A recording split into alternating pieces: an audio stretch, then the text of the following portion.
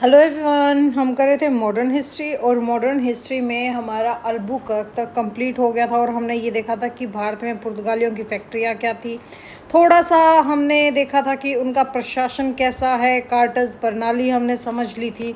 आज हम बात करते हैं कि अल्बुकर्क के बाद के प्रमुख वायसराय कौन थे। तो देखिए, हमने देखा था ये ऊपर। इससे पहले मैं थोड़ा सा आपको अपनी तरफ से कुछ करवा दूं ताकि समझा देते हैं। तो देखिए, हमारे पहले वायसराय गवर्नर कौन थे अगर हम बात करें तो वो थे आपके फ्रांसिस्को डी अल्मेडा, जिनको हमने काफ़ी अच्छी तरीके से कर लिया है।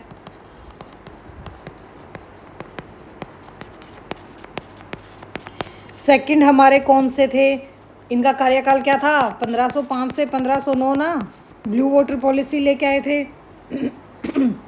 भारत के पहले पुर्तगाली वायसराय बने। 3 फरवरी 1509 को दीव का युद्ध इन्होंने लड़ा और 1508 में चोल का युद्ध लड़ा और हिंद महासागर में पुर्तगाली नौसैनिक शक्ति स्थापित की। फिर सेकंड नंबर पर कौन आए थे आपके, अम्फोसो डी अल्बुकर्क आए थे। इनका शासन कब से कब तक रहा था, 1509 से 1515 तक ये वायसराय बनकर रहे। 1510 में इन्होंने गोवा पर अधिकार किया और गोवा को पुर्तगाल का मुख्य केंद्र बनाया। कार्टेज प्रणाली को प्रभावी किया। मसूलीपट्टनम को 1511 में विजय प्राप्त की। मलक्का पे अधिकार किया 1511 में। होर्मुज में 1515 में किया और फिर 1515 में इनकी मृत्यु हो गई थी। तब ये होर्मुज से वापस आ रहे थे और इन्हीं को क्या बोला जाता है, भारत में पुर्तगाली साम्राज्य का वास्तविक संस्थापक। उसके बाद जो आपके तीसरे नंबर पर आते हैं वो हैं आपके कौन, लोपो सोआरेस डी अल्बरगारिया। अल्बरगारिया से याद कर लो या लोपो से याद कर लो। इनका था 1515 से 1518, जब आपके अल्बुकर्क की मृत्यु हो गई थी और इन्होंने अल्बुकर्क की नीतियों को ही आगे बढ़ाया और अरब सागर में पुर्तगाली व्यापारियों की हितों की रक्षा की। फिर चौथे नंबर पर कौन से आते हैं वायसराय, नेक्स्ट आते हैं हमारे डियोगो लॉप्स। देखो, लोपो और लॉप्स, लोपो के बाद लॉप्स हो गया, ठीक है। डी स्क्वेरा ये आए थे। 1518 से 1522 तक रहे ये महाशय। इन्होंने व्यापारिक चौकियों को मजबूत किया और वही अपनी पुर्तगाली नौसेना को सक्रिय रखा हिंद महासागर में। फिर उसके बाद कौन आते हैं, लोपो से लोप्स आए। लोपो और लोप्स को मैनेजिस ने मैनेज किया, यानी कि फिफ्थ आपके कौन आए, डॉम डुआट्रे डी मैनेजस। मैनेजेस था ये, वैसे मैनेजेस, ठीक है। इनका कार्यकाल रहा था आपका 1522 से 24 तक। इन्होंने प्रशासन में भ्रष्टाचार के आरोप लगाए और जिसकी वजह से इनके प्रशासन के टाइम पे काफ़ी भ्रष्टाचार फैल गया था और भ्रष्टाचार के आरोप भी लगाए गए इनके ऊपर और इनके समय में पुर्तगाली शक्ति कमज़ोर हो गई थी थोड़ी बहुत। फिर आपके छठे नंबर पर आते हैं वास्को दा गामा, जो ये तीसरी बार प्रस्थान करते हैं, वास्को दा गामा। अब ये वायसराय बन के आए थे कब, 1524 में। ये इनका क्या था, तीसरा आगमन था, ठीक है। इन्होंने प्रशासन में भ्रष्टाचार रोकने की कोशिश की, बट क्या होता है भाई, 24 दिसंबर 1524 को ही इनकी क्या हो गई, इनकी मृत्यु हो जाती है। फिर उसके बाद आते हैं आपके इम्पोर्टेंट हैं नूनो दा कुन्हा। नूनो दा कुन्हा, नूनो दा कुन्हा इनका थोड़ा लंबा टाइम पीरियड था। ये लगभग आपके 9 साल तक भारत में रहे थे, ठीक है, वायसराय के रूप में।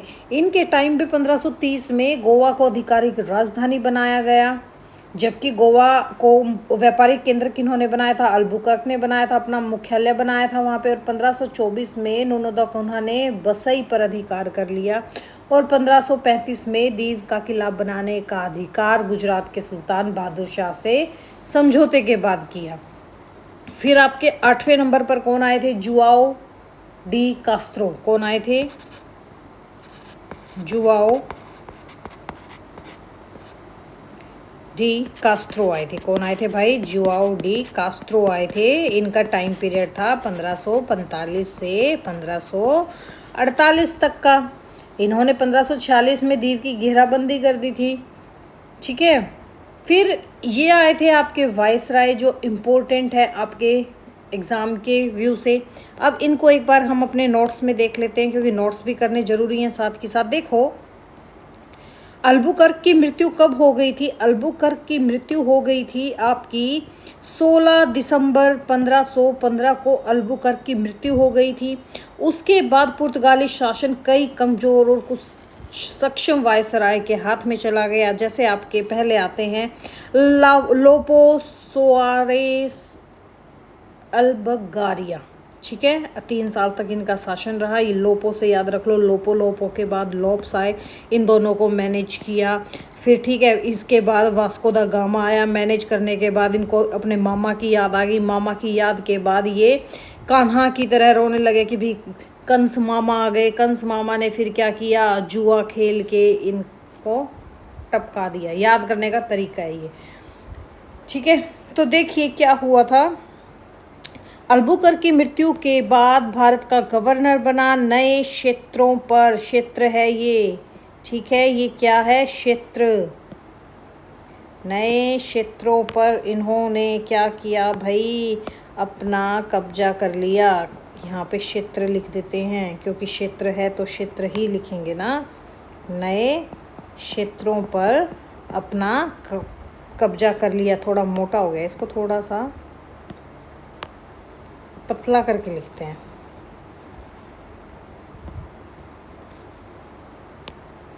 नए क्षेत्र पर कब्जा कर लिया। इसके बाद भाई प्रशासन को व्यवस्थित करने का प्रयास किया, सुचारू रूप से चलाया। इनकी कमियां क्या थी? नेतृत्व क्षमता अल्बुकर्क जैसी इनकी बिल्कुल भी नहीं थी। कई अभियान असफल रहे और पुर्तगाली शक्ति कमज़ोर होने लगी। उसके बाद आते हैं आपके डिवोगो लॉप्सी स्क्वेरा 1500 से 18 से 22। इन्होंने लाल सागर के क्षेत्र में अभियानों का आयोजन किया। कहाँ किया? लाल सागर में, रेड सी में। और अरब व्यापारियों पर दबाव बनाए रखा। हिंद महासागर में पुर्तगाली व्यापार का विस्तार किया और सुरक्षा व्यवस्था को मजबूत किया। ठीक है, फिर आते हैं आपके डॉन डुआर्ट डी मैनेजस। इनके कारणों से जो इन्होंने भ्रष्टाचार फैलाया, इनके ऊपर आरोप लगे और इनको क्या किया भाई? लास्ट में पद से हटा दिया था। फिर आपके वास्को दा गामा आए। ये भ्रष्टाचार को कम करने के लिए इनको नियुक्त किया गया था, लेकिन अनफॉर्चुनेटली इनकी डेथ हो जाती है 24 दिसंबर 1524 को। कहाँ होती है? कोची, जो आपके कोची में, यहाँ इनकी मृत्यु हो जाती है। उसके बाद आपके कौन आते हैं? नूनो दा कुन्हा मोस्ट इम्पोर्टेंट है। ये 1529 से 1538 तक भारत में रहे। गुजरात के जो शासन थे बहादुर शाह पहले, इनके साथ अच्छे संबंध बनाए। फिर 1534 में बसई की संधि की। कब कई बसई की संधि? 1534 में दीव के पास किले का निर्माण करवाया। 1535 में दीव के पास किले का निर्माण किसने करवाया था? नूनो दा कुन्हा ने करवाया था। कब करवाया था? 1535 में करवाया था। और पश्चिमी तट पर पुर्तगाली शक्ति को मजबूत किया और गुजरात के साथ शांति और व्यापार को बढ़ावा दिया। बेसिन की संधि दीव के किले के लिए प्रसिद्ध थी ये। फिर आपके आते हैं जुआडी कास्ट्रो 1545 से 48 तक।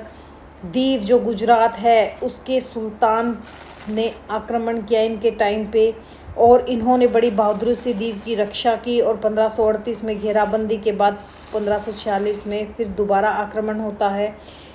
उसने बहादुरी से पुर्तगाली शक्ति की रक्षा की और सफलता प्राप्त की।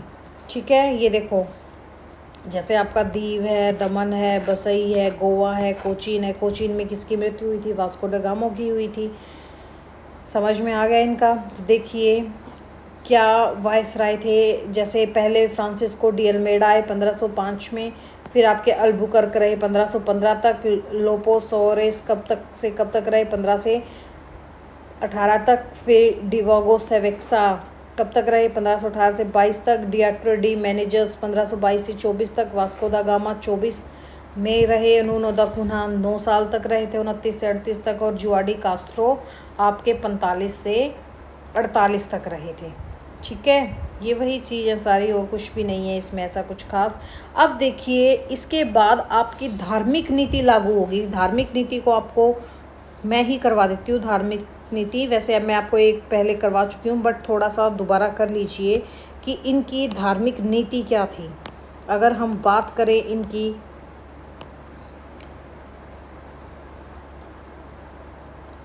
ये कलर ठीक है क्या? नहीं, कलर तो हमें दूसरा ही लेना पड़ेगा, तो कोई डार्क सा कलर लेते हैं। इनकी अब हम बात करते हैं किसकी, धार्मिक नीतियों की बात करते हैं हम। किन की, पुर्तगालियों की धार्मिक नीति क्या थी। तो देखिए इनकी धार्मिक नीति में हम अगर हस्तक्षेप करें तो इनकी धार्मिक नीति में क्या निकल के आता है। तो सबसे पहले निकल के कौन आते हैं, आपके फ्रांसिस जेवियर। कौन आते हैं? फ्रांसिस जेवियर निकल के आते हैं। जो ये फ्रांसिस जेवियर हैं, इनका भारत में आगमन कब होता है? 1542 में ये भारत आए। भारत आने के बाद इन्होंने क्या किया, गोवा में ईसाई धर्म का प्रचार किया। क्या किया फ्रांसिस जेवियर ने? आपने देखा होगा ना, जेवियर्स, ईसाई धर्म का, इन्होंने ईसाई धर्म का क्या किया, प्रचार किया। और इन्होंने शिक्षा और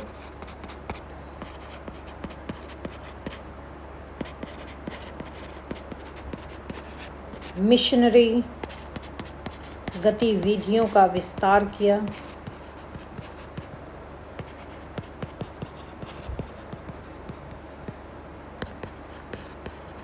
फिर बात आती है 1560 की।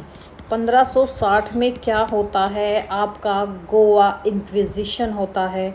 एक चर्च बनाई गई, एक धार्मिक चर्च लगा लो, एक धार्मिक सभा लगा लो, ये बनाई गई धार्मिक न्यायालय, इसको सबसे अच्छा नाम देंगे हम, धार्मिक न्यायालय का, इंक्विजिशन को। ये क्या था, ये एक धार्मिक न्यायालय था। यहाँ पर हिंदू मुस्लिमों पे काफ़ी अत्याचार हुआ भाई, ठीक है। धार्मिक न्यायाधिकरण स्थापित हुआ। इसमें क्या हुआ, जबरदस्ती जिसको हम बोलते हैं, धर्म परिवर्तन पर जोर दिया गया। धर्म परिवर्तन के साथ धार्मिक उत्पीड़न के कारण इनकी काफ़ी आलोचना हुई।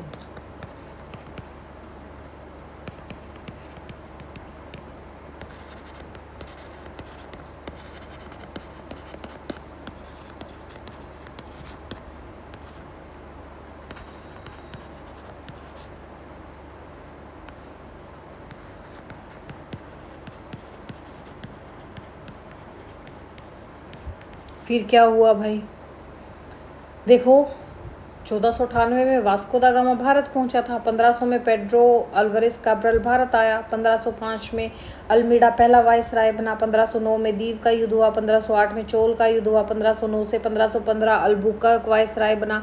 1510 में गोवा विजय हुई। 1515 से 18 तक आपके लोपो सोरेस वायसराय बने। उसके बाद आपके 18 से 22 तक स्क्वेरा बने थे, स्क्वेराई बने थे, लेप्सो द स्क्वेरा दे। 22 से 24 तक आपके मैनेजर्स आए थे। 24 में वास्को दा गामा वायसराय बना। 29 से 38 तक नूना द कूना था। 1530 में क्या हुआ, 1530 में इन्होंने, नूना द कूना ने क्या किया था, गोवा को आधिकारिक राजधानी बनाया ऑफिशियली। 1534 में क्या हुआ था, बसई की संधि हुई गुजरात के राजा के साथ। 1535 में दीव में किला बनाया। फिर क्या टाइमलाइन थी, 1542 में आपके कौन आए थे, फ्रांसिस्को जेवियर भारत आया। फिर आपके 1545 से 1548 तक जो आपके जुआओ डी कास्त्रो थे वो वायसराय बने। 1546 में क्या हुआ था, 1546 में दीव की घेराबंदी की गई। 1560 में क्या हुआ था, गोवा इंक्विजिशन हुआ था, एक धार्मिक न्यायालय खोला गया था। समझ में आया। देखो नूनो दा कुन्हा की अगर हम स्टोरी की बात करें तो क्या हुआ था 1524 में जब वास्को डी गामा की मृत्यु हो गई थी, तो इसके बाद कुछ वर्षों तक पुर्तगाली प्रशासन काफ़ी कमज़ोर पड़ गया था और काफ़ी भ्रष्टाचार बढ़ गया था, कास्त्रो ने किया था, और व्यापार भी प्रभावित हुआ। पुर्तगाल के राजा ने सोचा कि हमें ऐसा वाइसराय चाहिए जो भारत में पुर्तगाली शक्ति को फिर से मजबूत करे। तो इसी वजह से इन्होंने 1529 में नूनो दा कुन्हा को क्या किया था, भारत का गवर्नर बनाया और बाद में वाइसराय जैसा सर्वोच्च अधिकारी बनाकर भेजा। नूनो दा कुन्हा ने ऐसा क्या किया था, सबसे पहले भाई इसने गोवा को मजबूत किया। उसने ये महसूस किया कि भारत में पुर्तगाल का सबसे सुरक्षित और महत्वपूर्ण केंद्र एक ही है, गोवा। इसलिए उसने वहाँ पे प्रशासन को मजबूत किया, सेना बढ़ाई, बंदरगाह का विकास किया और व्यापार को व्यवस्थित किया। 1530 में इसने गोवा को एक आधिकारिक अपनी राजधानी बनाया। यह उसका सबसे महत्वपूर्ण कार्य था। ठीक है, पहले पुर्तगाल का प्रशासनिक केंद्र क्या था, 1503 से आपका कोचीन था। 1530 में अब क्या बन गया, आपका गोवा बन गया। लेकिन 1530 में नूनो दा कुन्हा ने गोवा में जो इनकी कंपनी थी एस्टो दा इंडिया पुर्तगाली भारत, इसका मीनिंग ये था, इस पर आधिकारिक राजधानी बना दिया। प्राकृतिक बंदरगाह बनाई, अरब सागर पर नियंत्रण किया, पश्चिमी तट के मध्य में स्थित हुआ, व्यापार के लिए सबसे उपयुक्त था। और यहीं से आगे लगभग 450 सालों तक यानी कि 1510 से 1961 तक गोवा पुर्तगाली शासन का मुख्य केंद्र बना रहा। 1961 में लात मार के निकाला था फिर इनको।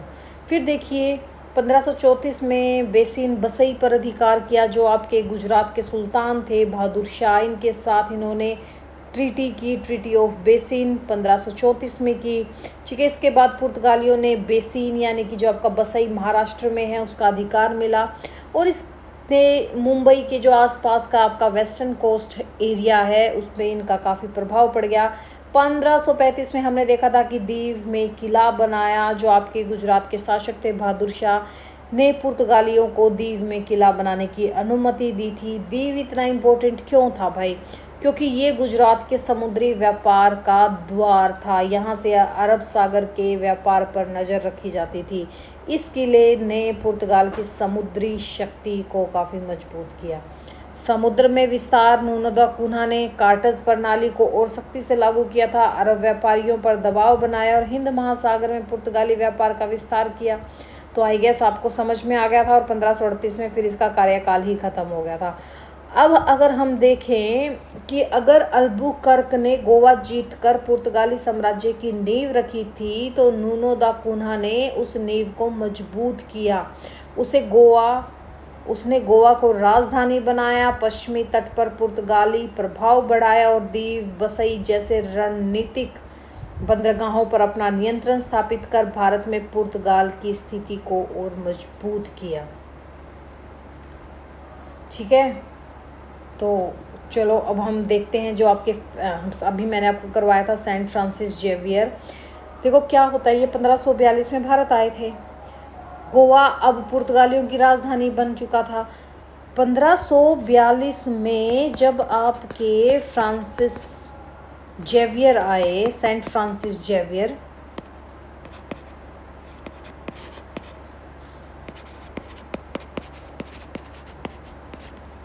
आपने इनके नाम पे स्कूल भी देखे होंगे, सेंट फ्रांसिस जेवियर स्कूल्स। हर शहर में आपको इसकी ब्रांच मिल जाएगी। ये कहानी शुरुआत होती है 1542 में। इस टाइम गोवा इनकी राजधानी बन चुका था। ठीक है, अब यहाँ पर राजा कौन था पुर्तगाल का, यहाँ पर पुर्तगाली राजा थे आपके जॉन तृतीय कह दो या जॉन थर्ड कह दो। जॉन तृतीय यहाँ पे राजा थे उस टाइम पुर्तगाल के। इसने सोचा कि हमने भारत में व्यापार और शासन तो स्थापित कर लिया, लेकिन यहाँ ईसाई धर्म का प्रचार भी होना चाहिए। इसी उद्देश्य से उन्होंने इन युवा जेसुइट पादरी जो आपके फ्रांसिस जेवियर थे, इनको भारत भेजा, और 6 मई 1542 को ये कहाँ पहुँचा, ये पहुँचा आपके भारत में। समझ में आया। फ्रांसिस जेवियर कौन थे भाई? फ्रांसिस जेवियर का जन्म आपके 7 अप्रैल 1506 को स्पेन में हुआ। ये एक स्पेनिश थे, स्पेन में हुआ। जेसुइट मिशनरी थे। सोसाइटी ऑफ जीसस के संस्थापक सदस्यों में से एक थे। कौन थे ये? सोसाइटी ऑफ जीसस के संस्थापक सदस्य थे। उद्देश्य क्या था इनका? धर्म का प्रचार करना। किस धर्म का? ईसाई धर्म का प्रचार करना। भारत आने के बाद इन्होंने क्या किया? गोवा पहुंचने के बाद इन्होंने देखा कि पुर्तगाली सैनिक असुरक्षित जीवन नहीं जी रहे थे, शिक्षा की कमी थी। असुरक्षित क्या? अनुशासित जीवन नहीं जी रहे थे, एक डिसिप्लिनरी लाइफ नहीं जी रहे थे और शिक्षा की कमी थी। गरीब और बीमार लोगों की देखभाल नहीं हो रही थी। तो सबसे पहले इन्होंने अस्पतालों में मरीजों की सेवा की, बच्चों को पढ़ाया, लोगों को ईसाई धर्म की शिक्षा दी और गोवा और दक्षिण भारत के तटीय क्षेत्रों में मिशनरी कार्य शुरू कर दिया। उन्होंने कहाँ कहाँ काम किया भाई? इन्होंने आपके फ्रांसिस जेवियर ने जैसे गोवा में काम किया। कहाँ किया काम? गोवा में किया। तमिलनाडु का जो मोती तट है वहाँ पर किया।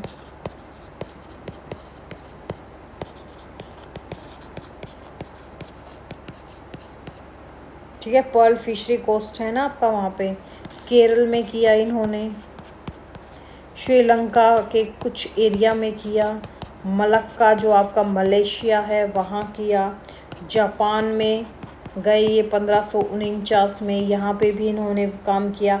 और इन्होंने चीन जाने का भी प्रयास किया था, चीन जाने का प्रयास किया था इन्होंने। ठीक है, बाद में फिर सेंट पॉल कॉलेज जो आपका है गोवा में, कौन सा?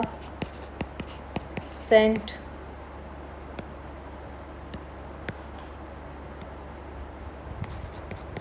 पॉल कॉलेज कहाँ पर है ये आपका? गोवा में। ये क्या बना? ये मिशनरी शिक्षा का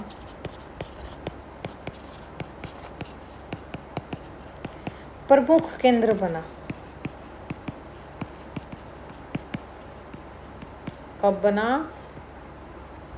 कौन सा बना भाई? सेंट पॉल जॉर्ज कॉलेज जो आपके गोवा में है, ये मिशनरी शिक्षा का यानी कि ईसाई शिक्षा का प्रमुख केंद्र बना और यहीं से पादरियों को प्रशिक्षित किया जाता था जो आगे चलकर भारत और एशिया के अन्य क्षेत्रों में धर्म प्रचार के लिए आते।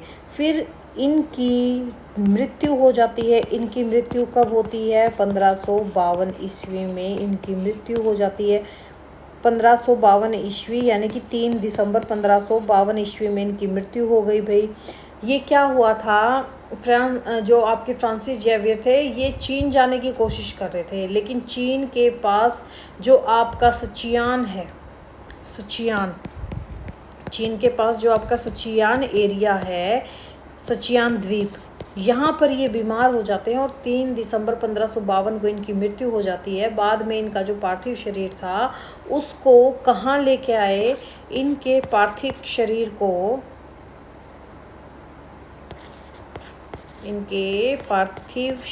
को कहाँ लेके आए, यानी कि इनकी डेड बॉडी को कहाँ लेके आए? ये लेके आए गोवा में एक जगह थी, बॉम जीसस बेसिलिका, और यहाँ पर इनको दफनाया गया और आज भी ये यहीं पर सुरक्षित रखा है, यानी कि इनकी वो जो कब्र टाइप होती है इनकी मुस्लिम्स की, वो यहाँ पे है।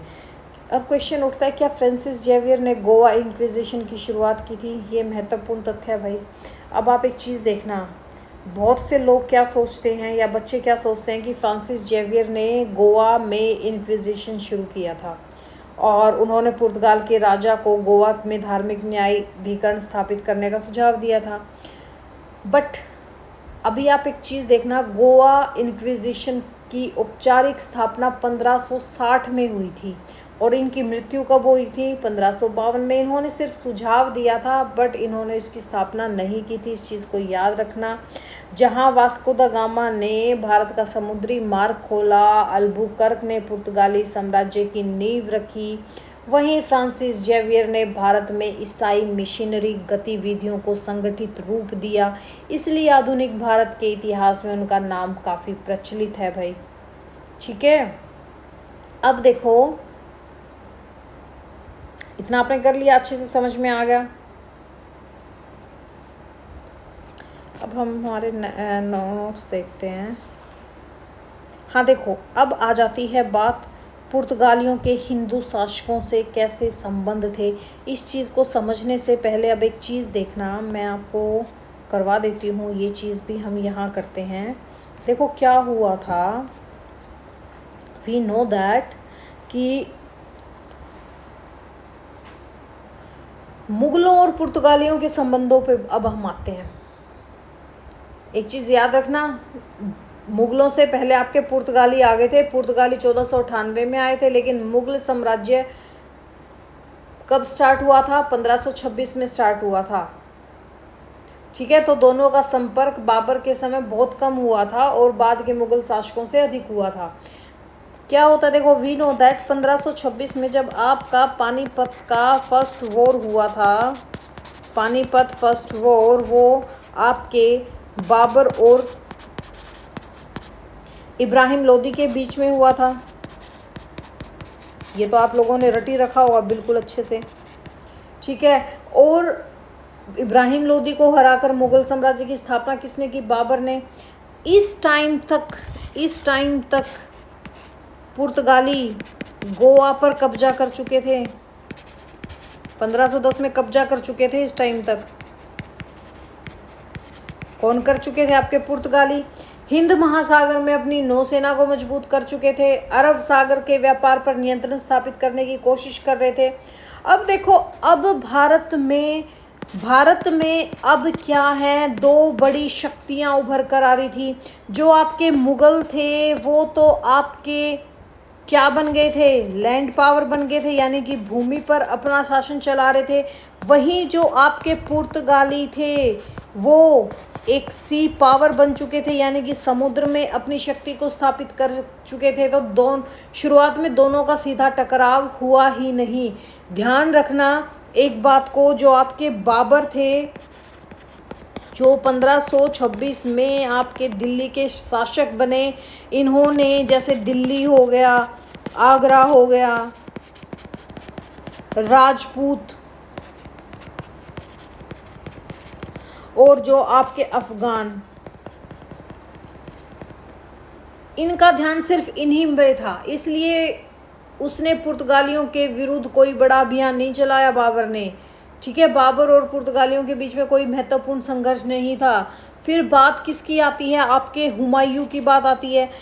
अभी मैं आपको हुमायूं बाबर ये कंप्लीट नहीं करवाऊंगी क्योंकि ये मिडविल में आ जाता है। इनका हमें पता है पहले 1530 से 1540 तक रहे, फिर शेरशाह सूरी ने इनको भगा दिया भाई। फिर ये 1555 से आपके 1556 तक राजा बने दिल्ली सल्तनत के। हुमायूं के समय शेरशाह सूरी से संघर्ष चल रहा था इनका। और उधर 1534 में पुर्तगाली क्या कर चुके थे? यहाँ पर वो बसई में अपना कब्जा लिया था इन्होंने। ठीक है, 1535 में दीव पर अधिकार कर लिया था, दीव का किला बना लिया था।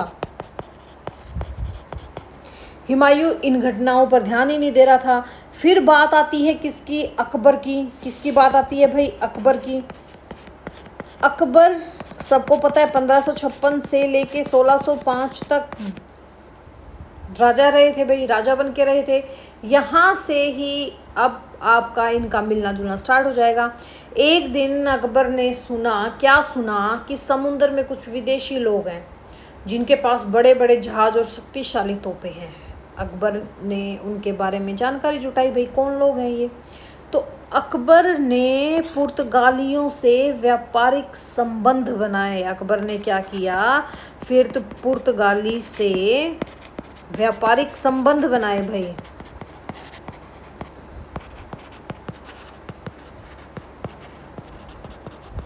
व्यापारिक संबंध बना लिए। अब पुर्तगाली मिशनरियों को अपने दरबार में बुलाया।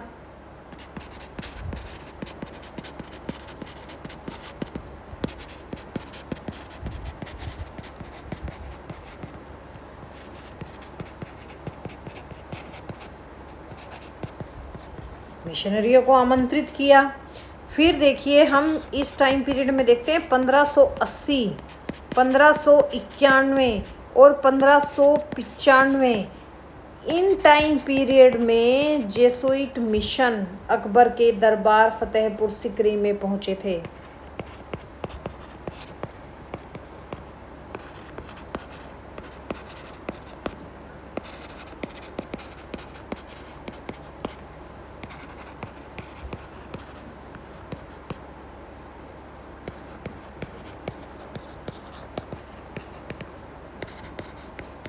कब पहुंचे? जब इनको आमंत्रित किया गया 1580, 1591 और 95 में।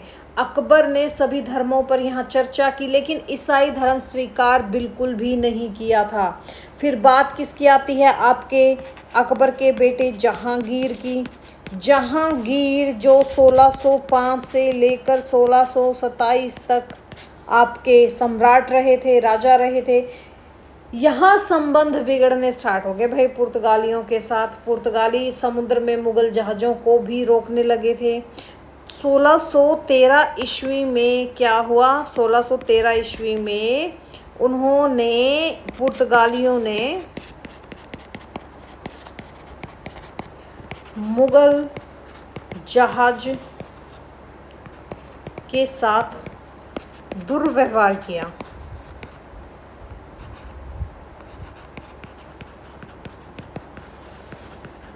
क्या दुर्व्यवहार किया था भाई?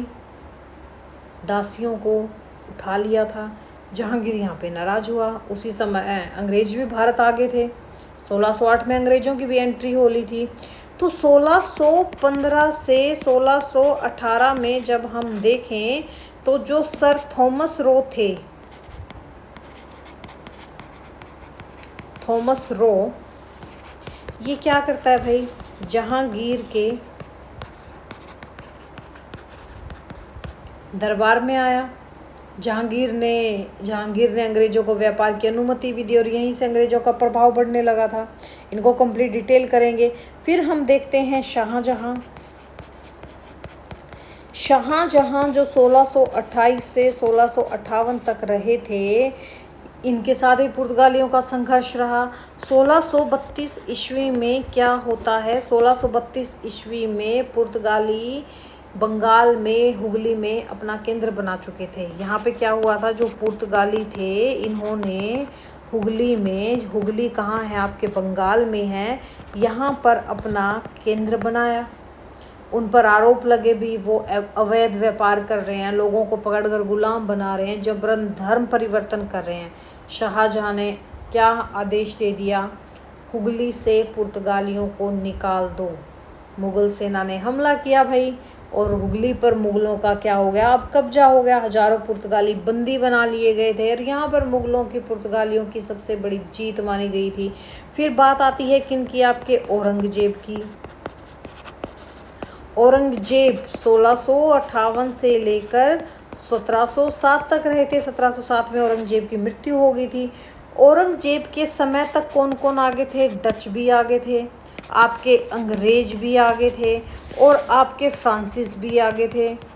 ठीक है, डैनिश तो थोड़े टाइम के लिए आए थे। तीनों भारत में मजबूत भी हो चुके थे। अब पुर्तगालियों का प्रभाव काफ़ी कम हो गया। वे मुख्य बस गोवा, दमन दीव यहीं तक सीमित रह गए थे।